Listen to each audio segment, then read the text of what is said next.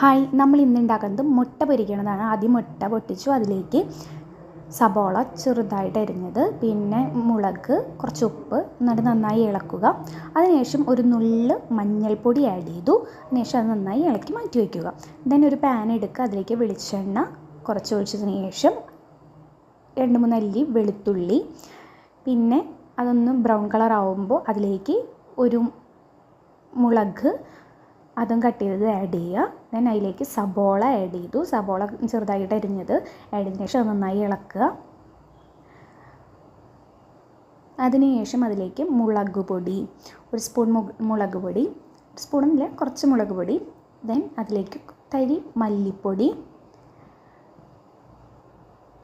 അതിനുശേഷം ഒരു നുള്ള് മഞ്ഞൾപ്പൊടി ആഡ് ചെയ്യും. അതിനുശേഷം ഇതിലേക്ക് ചിക്കൻ മസാലയാണ് ഞാൻ ആഡ് ചെയ്യണത്. ചിക്കൻ മസാല ആഡ് ചെയ്യുക. അതിന് ശേഷം കുറച്ച് മസാല പൊടിച്ചതാണ് ആഡ് ചെയ്യണേ.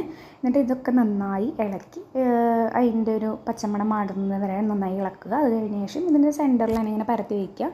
അതിനുശേഷം ഈ മുട്ട നമ്മൾ ഇതിൻ്റെ മുകളിലേക്ക് ഒഴിച്ച് അതൊന്ന് സെറ്റ് ചെയ്ത് വയ്ക്കുക. സബോള എല്ലായിടത്തേക്കും ഉണ്ടെങ്കിൽ കുഴപ്പമില്ല, നന്നായിരിക്കും. എന്നിട്ട് ഇത് അടച്ചു വെച്ച് വേവിക്കുക. ജസ്റ്റ് ഇടയ്ക്കൊന്ന് തുറന്ന് നോക്കുക, വേവാവുന്നുണ്ടോ അതോ കരിയുന്നുണ്ടോ എന്ന്. മുകളിൽ ഇങ്ങനെ മനസ്സിലാവും നമുക്കത് വേവാവുന്നുണ്ടെങ്കിൽ.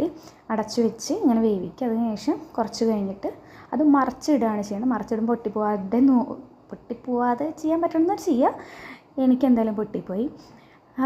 എന്നിട്ട് ജസ്റ്റ് ഒന്ന് വേവണ വരെ ഒന്ന് തുറന്ന് വെച്ചിട്ട് വേവിച്ചാൽ മതി. അതിനുശേഷം കട്ട് ചെയ്ത് കഴിച്ച് നോക്കുക. നമ്മൾ സാധാ മുട്ട പൊരിച്ച് കഴിക്കണമെങ്കിലും വേറൊരു ടേസ്റ്റാണ്. എല്ലാവരും ട്രൈ ചെയ്യുക.